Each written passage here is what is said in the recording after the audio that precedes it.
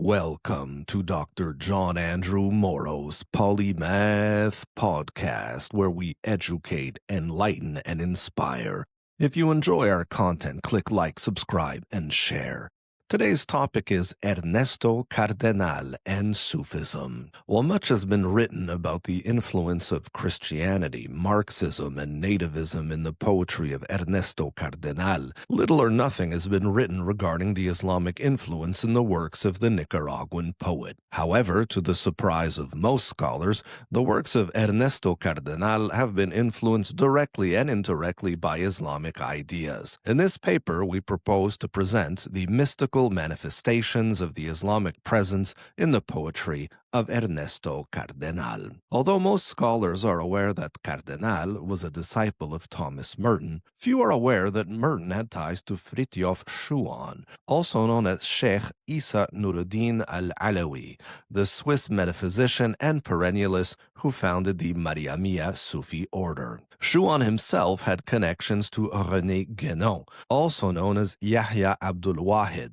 who was a sheikh of the Shadhiliya Sufi order, and another exponent of the perennial school and the transcendental unity of all revealed religions. Guénon himself was initiated into Islam by Ivan Agheli, also known as Sheikh al-Hadi Aqili, the wandering Swedish Sufi leader, painter, and author, who was a representative of the Shadhiliya Sufi order headed by the Egyptian Sheikh Abdul Rahman Ilyas al-Kabir, himself a close friend of Abdul Qadir, the Algerian Sufi emir. Known by the epithet of Nur al-Shamal, or Light of the North, Abdul Hadi was the first muqaddam, or official representative of a Sufi order to bring Sufism, or tasawwuf, to Western Europe and Scandinavia. If the Sufi influence on Merton has been well established, so has the Mertonian influence on Ernesto Cardenal, who was a disciple of the Trappist monk from 1957 to 1968.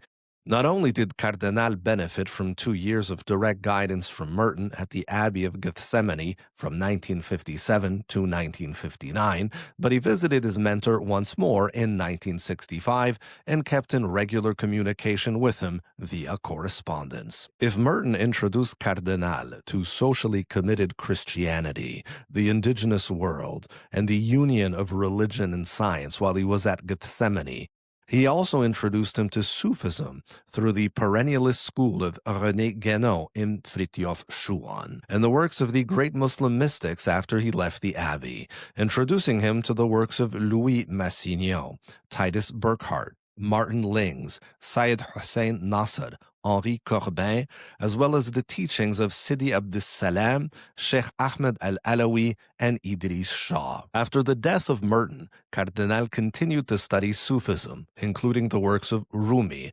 al-Hallaj, al-Sufi, and Ibn al-Farid. He also enriched his knowledge of Sufism as a result of his travels to Iran, where he met many Muslim scholars and mystics, including Ayatollah Khomeini, Ayatollah Shariat Madari, Ayatollah Rouhani, and Ayatollah Taleghani. The Sufi sources in the poetry of Ernesto Cardenal are primarily found in segments of his cosmic canticle. Considered by some critics as the pinnacle of his poetic production, it is a work in which Cardenal expounds upon the subject of divine unity and the transcendental unity of all religions. Sharing the original source of his Sufi teachings, Cardenal writes that, "In India, Merton heard the story of the Sufi who said, 'For me to say that I am God is not pride, it's modesty. I understand him. I am God. But what a God, my God! I am God, O biologist. All the mystics of the world have depicted themselves, says Schrödinger, as particles of an ideal gas." Although Cardenal does not identify the source of this famous Sufi citation, the quote comes from the Mathnawi of Jalal ad-Din Rumi, which reads, "This is what is signified by the words an al-Haq, I am God." People imagine that it is a presumptuous claim, whereas it is really a presumptuous claim to say an al-Abd, I am the slave of God, and an al-Haq, I am God, is an expression of great humility. The man who says, I am the servant of God, affirms two existences, his own and God's. But he that says, I am God, has made himself non-existent, and has given himself up and says, I am God. That is, I am not, he is all. There is no being but God's. This is the extreme of humility and self-abasement. Rumi further attempted to defend his position by providing the following example. When someone falls into the vat and you say, out, he will say in his joy, I am the vat, do not blame me. That I am the vat is the same as I am God. Or as Mahmoud Shabistari puts it, in God there is no duality. In that presence, I and we and you do not exist. I and you and we and he become one. Since in the unity there is no distinction, the quest and the way and the seeker become one. Or better yet, in the empty heart void of self can be heard the echoing cry, I am the truth. Thus is man one with the eternal, traveling, travel and traveler become one. Difficult to surpass, however, are the verses of Imam Khomeini from his poem Mass of the Drunk, which read, we and I are both from reason, that are used as ropes to bind. In mass of those who are drunk, neither I nor we to find. In Cantiga 6, Beyond and Closer to Home, Cardenal paraphrases the Quran, which mentions that everything in creation praises the Creator, and cites Rumi, the Persian poet, who says, the hymns which the spheres sing in the skies, we attempt to reproduce with lutes, with our throats. And it's because we once heard that song, we still retain the memory of that song. So sang Jalaluddin Rumi. Suffice it to say here that nature would appear to be forcing mysticism into science. The citation in question is inspired from Rumi's Remembered Music, in which he writes, "'Tis said, the pipe and lute that charm our ears derive their melody from rolling spheres." Although it contains echoes of "Love sounds the music of the spheres," it draws mainly from Rumi's The Song of the Reed, which reads, "Hearken to this reed forlorn, breathing ever since 'twas torn. From its rushy bed a strain of impassioned love and pain. The secret of my son, though near, none can see and none can hear. Oh, for a friend to know the sign and mingle all his soul with mine. 'Tis the flame of love that fired me, 'tis the wine of love inspired me. Willst thou learn how lovers bleed? Hearken, hearken to the reed." According to Nicholson, Rumi selects the Persian reed flute as a symbol for the soul emptied of self and filled with the divine spirit. As this critic explains, this blessed soul, during its life on earth, remembers the union with God which it enjoyed in eternity and longs ardently for deliverance from the world where it is a stranger and exile. For Rumi, Sufis are simply musical instruments of the master musician. Whatever the Sufi does proceeds directly from God, just as a flute produces harmonies or discords at the will of the musician. Since the sole origin is sound, everything in existence plays a part in the universal orchestra of the great conductor. Cardenal's concept of the music of the spheres is inspired by Pythagoras, Plato, indigenous mysticism, and Sufism. The influence of Hazrat Inayat Khan seems to be particularly prevalent. He studied the subject in great detail in The Message of Sufism. Segments of this 12-volume study were republished as The Music of Life, a work that includes a chapter titled The Music of the Spheres. In the words of Hazrat Inayat Khan, "When one looks at the cosmos, the movements of the stars and planets, the law of vibration and rhythm, all perfect and unchanging, it shows that the cosmic system is working by the law of music, the law of harmony." In Cantiga 20, The Music of the Spheres, Cardenal explains how Native Americans imitate the movement of the universe, galaxies, and molecules in their traditional dances. The practice of dancing in harmony with the universe was also observed by Rumi. One day, while walking, he heard hammers of goldsmiths. With each step, he repeated the name of Allah, and with each blow from the hammers beating the gold, all he heard was Allah, Allah. As Friedlander explains, Allah, Allah became every sound he heard, and he began to whirl in ecstasy in the middle of the street. He unfolded his arms like a fledgling bird, tilted his head back, and whirled, whirled, whirled to the sound of Allah that came forth from the very wind he created by his movement. Both in public and in private, the great Persian poet and Gnostic started to whirl like a solitary planet, spinning to the mystic music of the spheres. His followers, the Sufis of the Maulawi order, also known as the whirling dervishes, continued to whirl as an act of divine remembrance during the Sama ceremony. The circumambulation of Muslims around the Kaaba in Mecca replicates the orbit of the planets around the sun. The sun is the symbol of Almighty Allah, while the planets represent people. The sun is also the symbol of the perfect human being, the embodiment of the inward and outward aspects of the reality, and the mirror in which the Almighty manifests himself. During the whirling ceremony, the Sufi leader represents the sun, while the dervishes represent the orbiting planets which circle around the solar system of Rumi.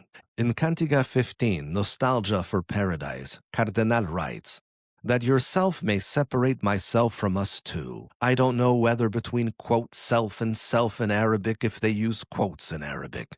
The theme of self-annihilation is central to Sufi doctrine and has been addressed by many Muslim mystics. Jami, the great Persian poet, sought to be always full of God and empty of self. In the game, Muhammad Shirin Shams Maghribi wrote that, "When love sees his own beauty manifest in the drapes and veils of I and we, jealousy flares up and he orders his beauty, rip from your limbs the clothes of other than me." As Farid ad-Din Attar taught, if you would soar beyond the circling sky, first free yourself from thoughts of me and I. Cardenal's quote may be inspired from Rumi's Love in Absence, where he invokes, "O thou whose soul is free from we and I, thou art that one. When the units are wiped out, lo, thou art that unity." As the poet explains, "Thou didst contrive this I and we in order to play the game of worship with thyself, that all I's and thou's might become one soul, and at last be submerged in the beloved." For as Nicholson explains, God is both the object of worship and the worshipper. The illusion of individuality,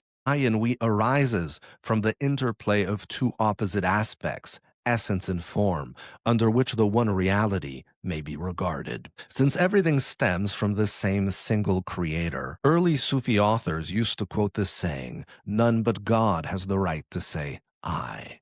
As Ibn al-Arabi explained, the very goal of the Gnostic is annihilation of the self and union with the divine.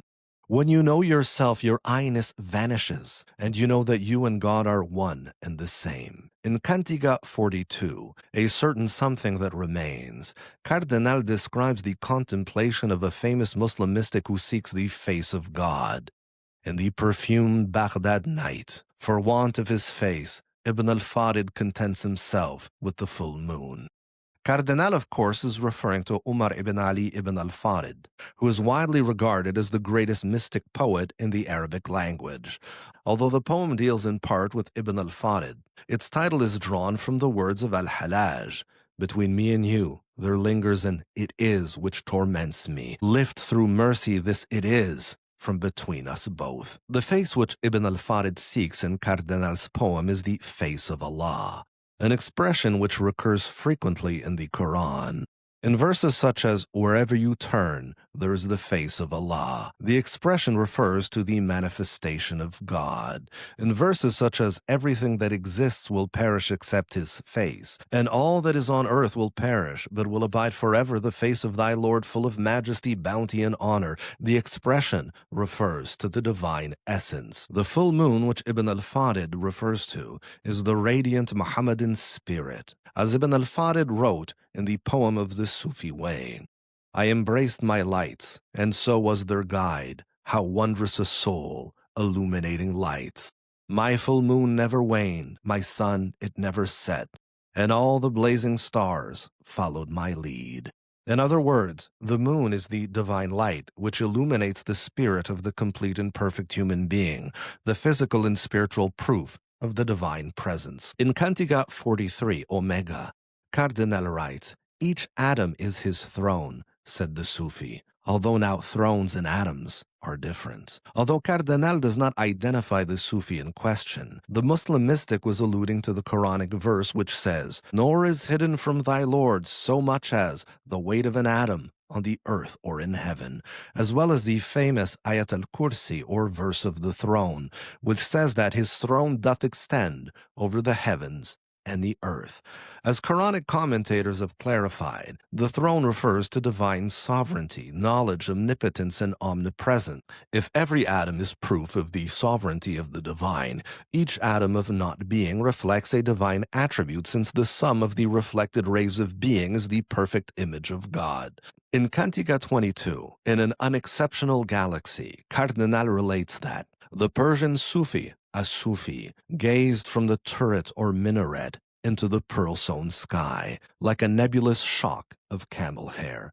Vaporous blurred, more than 2 million light-years away, tenuous like a night candle through a sullied glass. Thus Andromeda appeared in a telescope for the first time in 1611. The as-Sufi cited by Cardenal is none other than Abdurrahman as-Sufi, the Persian astronomer who is known in the West as Azofi, for whom the lunar crater Azofi and planet 12,621 are named. In his famous Book of Fixed Stars, as-Sufi described the stars, constellation by constellation, commenting on their positions, their magnitudes, and their colors.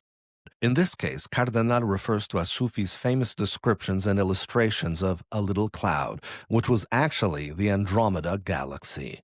Although a scientist, as-Sufi viewed astronomy as a means of knowing God, which is perhaps the reason Cardenal has quoted him. In Cantiga 34, Ancient Sobbing Light, Cardenal advocates the transcendental unity of all revealed religions, paraphrasing Rumi, the great Sufi master. Jalaluddin Rumi, 13th century, said to non-Muslims, "There are many roads to Mecca. For some it is the south if they're in Persia. For others the north if they're in Yemen. For others the west if they're in China." This is what happens with religions or non-religion. A man never sees a camel on the top of a minaret. How could he then see a thread of hair in the camel's mouth? Since he does not speak Persian, Cardenal's text may have been drawn from Arbery's English translation of the poet's Fihi ma Fihi, which he published under the title of Discourses. Cutting and pasting from Rumi, Cardenal selected the aforementioned paragraph,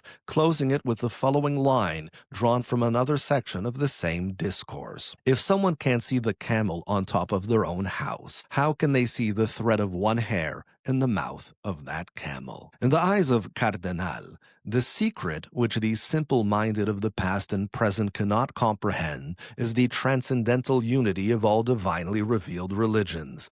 As Rumi wrote, "What is to be done, O Muslims? For I do not recognize myself. I am neither Christian, nor Jew, nor Gabur, nor Muslim. My place is the placeless, my trace is the traceless. 'Tis neither body nor soul, for I belong to the soul of the beloved." For Rumi, the man of God is beyond infidelity and religion. As Nicholson explains, the truth is independent of outward forms. The religion of the heart, which alone is value, is not the monopoly of any particular creed. In reality, all creeds are one. In the words of Rumi, the religion of love is apart from all religions. The lovers of God have no religion but God alone. Ash-Shabistari explains, when I and you do not exist, what is mosque? What is synagogue? What is the temple of fire? In Cantica 42, a certain something that remains, Cardenal reproduces in his own words the poetry of Mansur al-Hallaj, the Persian mystic, revolutionary writer and poet. In Baghdad, or perhaps in Damascus, that, "O you, who am I?" And also what al-Hallaj explains, "If you see him, you see us both." But at the same time, that other voice, between you and I, there is an I am that torments me. The Sufi quote in question appears to have been drawn from Reynold Nicholson's The Mystics of Islam, where he provides the following translation of the Kitab at-Tawasin of al-Hallaj. "I am he whom I love, and he whom I love is I. We are two spirits dwelling in one body. If thou seest me, thou seest him. And if thou seest him, thou seest us both. The book also contains the following citation from al-Hallaj, which was equally appropriated by Cardenal, in that glory is no I or we or thou. I, we, thou, and he are all one thing. If Cardenal is attracted to al-Hallaj, the reasons are evident. Like Cardenal, al-Hallaj was very much a Christ-like figure, pious, devout, and ascetic. Like Cardenal, who believed in bringing Catholicism to the common Christians, al-Hallaj sought to spread the secrets of Sufism to the Muslim masses. Due to the fact that they spoke the truth without fear, both Cardenal and al-Hallaj were persecuted by organized religion. Cardenal was suspended as a priest by Pope John Paul II, while al-Hallaj was condemned to death as a heretic at the orders of al-Qadir, the Abbasid Caliph. In Cantiga 6, Beyond and Closer, Cardenal writes, which is why Sean the dancer used to say he couldn't imagine God without rhythm, his infinite rhythmic being. Although he does not provide his complete name, the Sean cited by Cardenal is Ted Sean, who incorporated Rumi's whirling into theater and dance performances. Along with Ruth Saint-Denis, he founded the Denishan schools of dance in 1920. A feminist pioneer in the modern dance movement in America and Europe, Ruth Saint-Denis performed recitals inspired by the art and religion of Egypt, India, Turkey, and Asia. In her later life, she became a devoted Sufi, as well as a friend and mentor to Samuel L. Lewis, an American Sufi master known by the Muslim name of Murshid Sam, who founded the Universal Dances of Peace and the Sufi Islamia Ruhaniyat Society. Although not a Sufi per se, Ted Sean was responsible for spreading the spiritual Samad dances of the Maulawi Sufi whirling dervishes throughout the Western world. Cardenal's poetry clearly contains a series of Sufi elements. Although small in comparison to the three major themes he explores in his works, including communism, Catholicism, and nativism, Sufism plays a particularly interesting role. As this study has shown, Cardenal had indirect contact with Muslim mystics via Thomas Merton, who absorbed Sufi spirituality from Orientalists like Louis Massignon, as well as Sufis such as Abdul Aziz, Reza Araste, and Sidi Abdussalam. Merton also had contact with the Mariamia via Fritjof Schuon and his traditionalist followers. Likewise, Cardenal has also been exposed to the traditionalist, Sufi-inspired ideas of the Mariamia. While many scholars are aware of the Christian, communist, and indigenous themes in the works of Ernesto Cardenal, few are familiar with the Islamic elements in both his poetry and prose. As demonstrated in this study, Cardenal has been influenced by Sufi Islam. Theologically and mystically, works like the Cosmic Canticle draw from the teachings of Rumi, al-Hallaj, Ibn al-Farid, and as-Sufi, among other Muslim mystics, while drawing philosophically from the perennialist school of Guénon, Schuon, and Nasser. If you enjoy our content, once again, click like, subscribe, and share.